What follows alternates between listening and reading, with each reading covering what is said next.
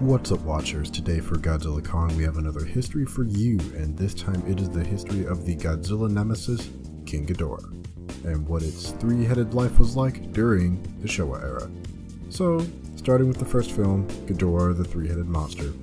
King Ghidorah we are introduced to is a nightmare beast from space, and millennia ago he attacked the planet Venus, annihilating the civilization that once thrived there and leaving it nothing but barren.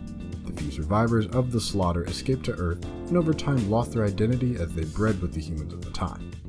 We skip ahead to the present day of 1964 to a meteor shower being watched by Professor Murai and his science team that travel to enjoy and study the shower.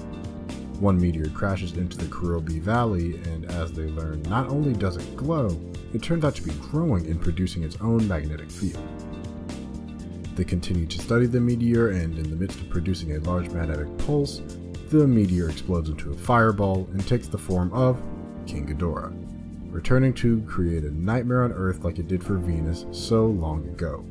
As it tormented Japan, Mothra failed to recruit Godzilla and Rodan and was forced to try and take the monster on herself. She failed, but in the process, invoked the wrath of the other monsters, eventually being defeated by their combined effort and fleeing back into the outskirts of space.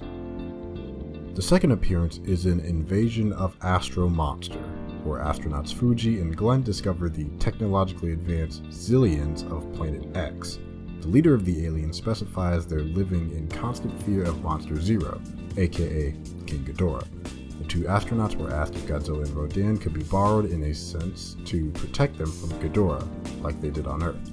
Upon returning to Earth and learning of the Zillion spies, they convinced the world leaders to let them borrow the monsters, who effectively forced Ghidorah to retreat.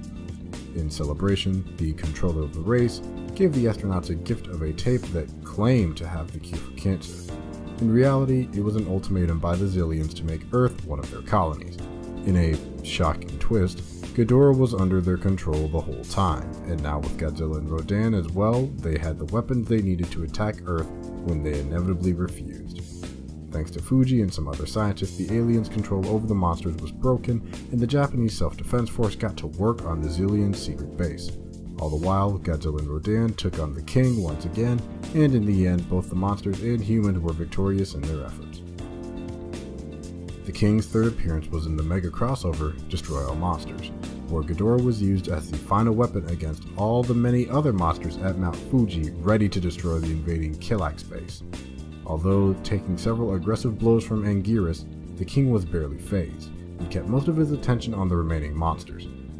Just about everybody got a licking in this all-out brawl, with the final blow literally landed by Minya, who blew a smoke ring that choked out the final living head, the corpse of the fallen king falling into a fissure with the Kilax destroyed base.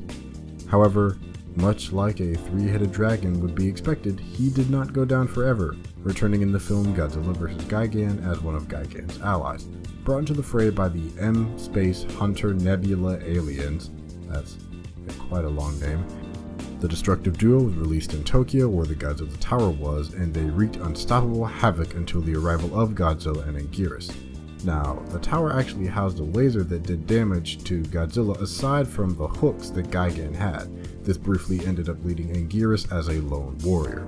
Luckily for him, some humans blew up Laser Godzilla Tower, and it also severed the control that the Nebulons had over the two space creatures.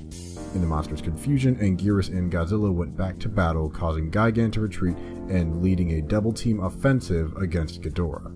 After being held down and assaulted by Anguirus' spikes, the King once again chose a tactical retreat to try and live and see another day. Little did we know that day was sooner than expected, as the King returned for his final appearance in this era in 1973's Zone Fighter television show. He was once again taken control of by the evil aliens, this time known as Garogas, I may be saying that wrong, who claimed to be his creators.